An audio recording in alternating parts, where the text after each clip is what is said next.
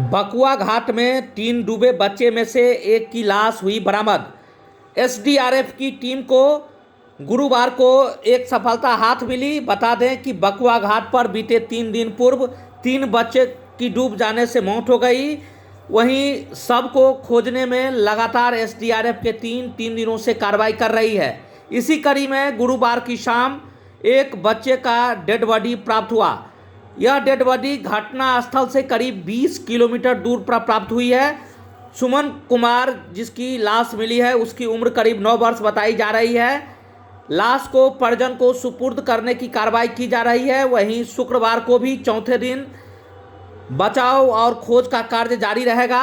इस दौरान डीडीसी विशाल राज लगातार इस पर नज़र बनाए हुए हैं।